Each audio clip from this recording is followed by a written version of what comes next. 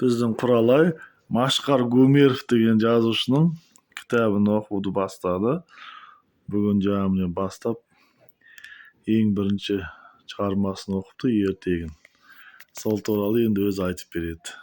Машқар Гумеров, орман дәрігері.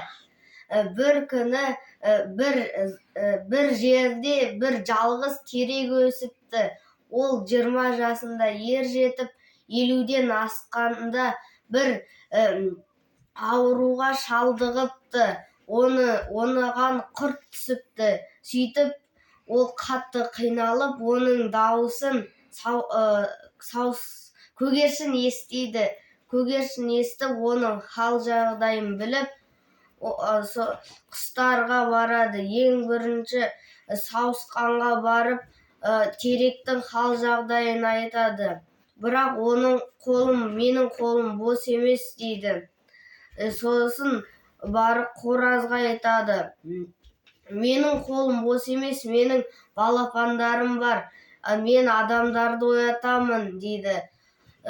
Сосын барып бұлбұлға барады. Мен ән айтамын. Менің де қолым бос емес, жұмысым көп дейді. Содан кейін қара торғайға барады. Менің қолым бос емес, менің кішкентай торғайларым бар дейді. Одан кейін аққуға барады. Менің қолым бос емес, маған жануарлар келіп ақыл кеңес сұрайды.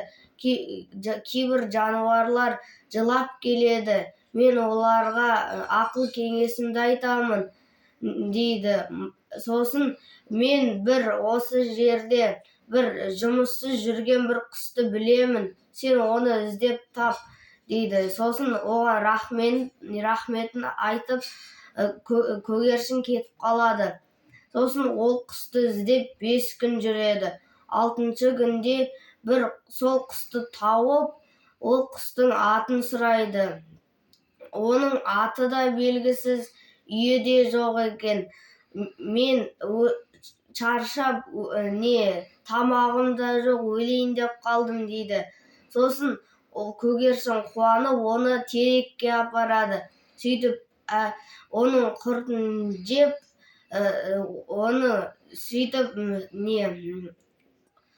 теректі емдепті дегенмен, сол сауысқан, қораз, бұлбұл, қара торғай, аққу 5-еу келіпті.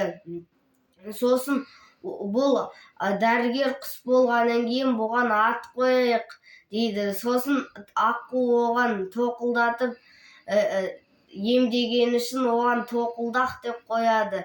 Теректі емдеген үшін дәрігер деген атаққа ие болады.